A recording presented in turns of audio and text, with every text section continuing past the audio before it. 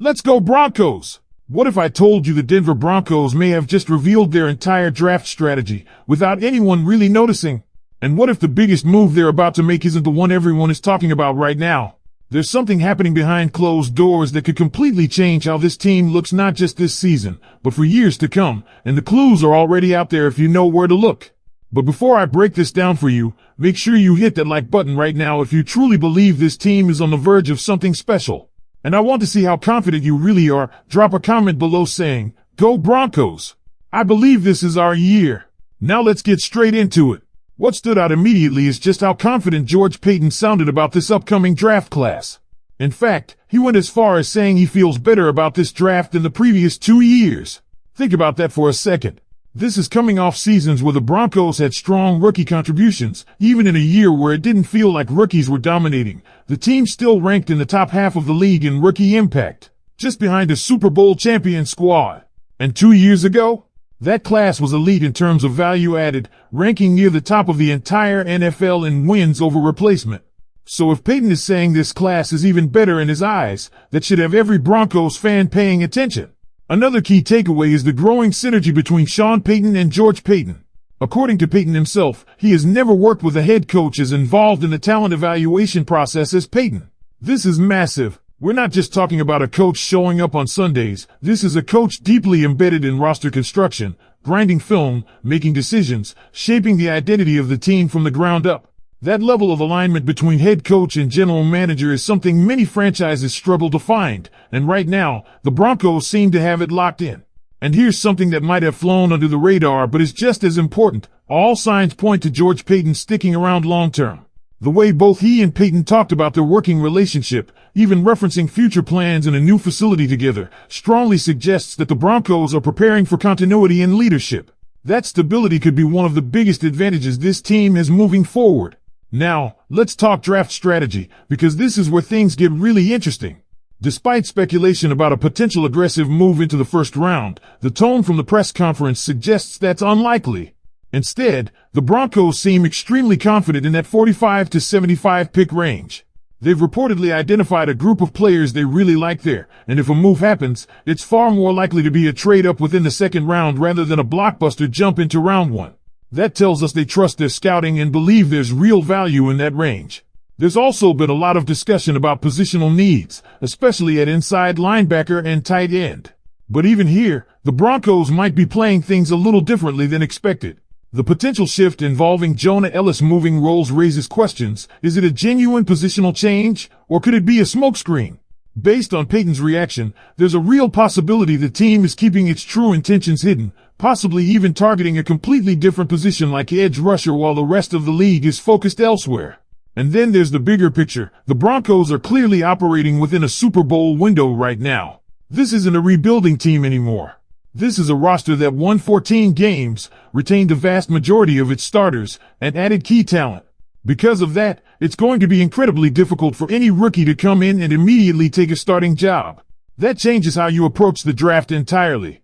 You're not drafting for desperation, you're drafting for depth, for development, and for long-term impact. One more subtle but fascinating advantage: the Broncos hold the final 2 picks in the 7th round. That might not sound like much, but it gives them unique leverage. They can essentially scout the remaining undrafted talent pool and strategically select players they believe might otherwise sign elsewhere. It's a small detail, but in a league where undrafted players can become stars, it's a smart position to be in. And don't overlook the situation at tight end. Despite not putting up massive numbers, Evan Ingram showed flashes of real impact, especially in key moments. Sean Payton made it clear he believes there's still plenty left to unlock there, and the coaching staff is already working on ways to get more out of him moving forward. All of this paints a picture of a team that isn't just preparing for the draft, they're positioning themselves for sustained success over the next several years. The confidence, the alignment, the strategy, it's all pointing in one direction. And here's where things get even more fascinating, because when you connect all these dots, it feels like the Broncos aren't just reacting to the draft, they're controlling it. Think about the way Sean Payton addressed the idea of positional needs.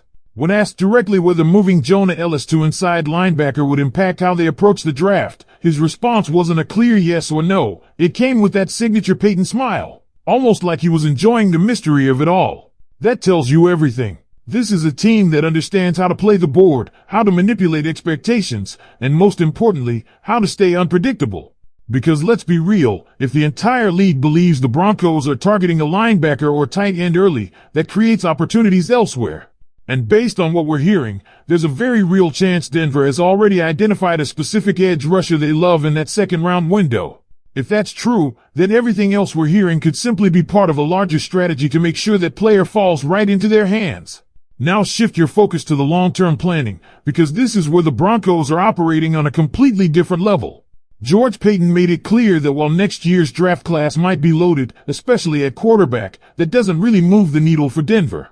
Why? Because they already have their guy. Bo Nix is firmly established, and the organization believes they are in a Super Bowl window right now. That changes everything.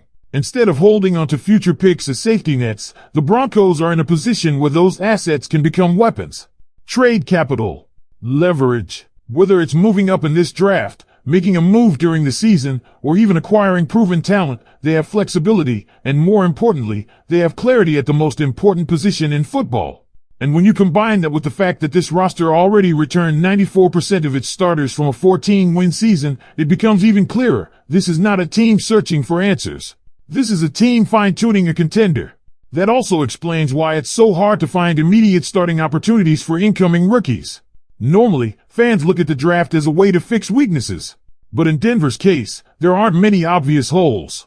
So instead, they're looking for players who can elevate the roster over time, step into roles when needed, and maybe become the next breakout star a year or two down the line. And don't underestimate how important development is in this system. Sean Payton has already shown that he can maximize talent, and when you add in the coaching staff's belief in players like Evan Engram, it becomes clear that internal growth is just as important as external additions. Engram may not have had eye-popping numbers, but the coaching staff sees more there, and they're planning to unlock it. Another detail that really stands out is how intentional this team is with every single pick, even the ones most fans overlook. Having the final 2 selections in the 7th round isn't just a coincidence. It's an opportunity. It allows the Broncos to essentially get ahead of the undrafted free agency rush, targeting players they believe in and securing them before other teams even have a chance to make their pitch. That's how you build depth. That's how you find hidden gems. And that's how you sustain success over multiple seasons. So when you step back and look at everything, the confidence in this draft class, the alignment between Sean Payton and George Paton, the strategic positioning in the middle rounds, the long-term vision with Bo Nix, and the attention to even the smallest details, it really does feel like the Broncos are setting up for something big. Not just for this season, but for the next several years. Now if you've made it this far, you already know this is the moment where things start to take shape. So make sure you hit that like button, subscribe to the channel, and check out the video that's popping up on your screen right now because you don't want to miss what's coming next about this team. And as always, go Broncos!